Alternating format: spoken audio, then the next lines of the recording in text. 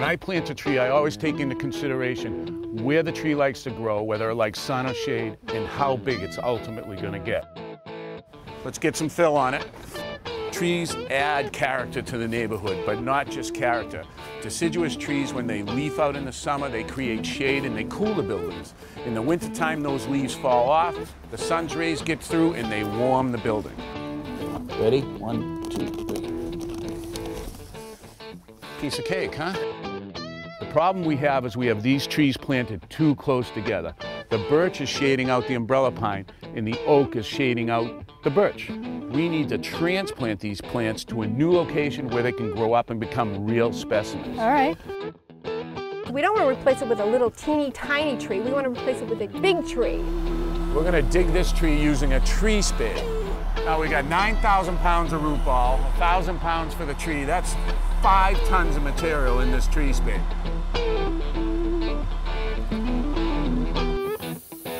So we're gonna make this hole 9'6". Take the tape with you and follow it right around.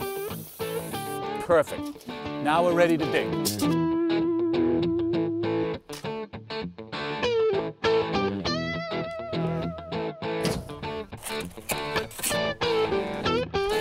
Let's get some tools and prune this tree right.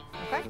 The first cut is an undercut right here, so I want you to cut about 1/3 of the way through the branch. I want you to make the second cut about 1/2 inch this side of your first cut. Cut it all the way through and that branch is going to fall right off. Now our third cut is going to be just outside the branch collar. Look at that, nice smooth cut. What do you got, Matt? Roger, I see several areas what the dentist would call advanced decay. Advanced decay? Let's check it out here. Well, that looks like about 75% of the trunk is rotten, and that can't be good. This tree could fail and fall on the house. The bad news is your tree's a real safety hazard and it has to come down. The good news, Matt and his crew are here. Great.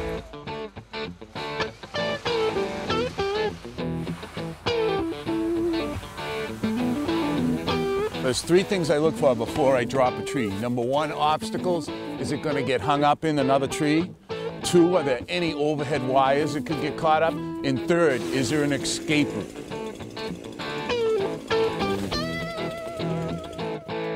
Sometimes cutting them down is the easy part. Cutting them the length and then splitting them into firewood, that's where the real work comes in play. This is a gas-powered splitter with a big hydraulic piston on it that drives the wedge. It can split any size wood. Just this morning we had a barren front yard, and now we have a great, big, beautiful pear tree. Thank you, Roger. The tree looks great. I can really see how it's opened up and it's much more horizontal. Now you don't have the tree hanging over your house, and the good news is you got a nice sunny spot to plant in. Yeah, thank you guys so much. I can't believe the difference this has made in our front yard.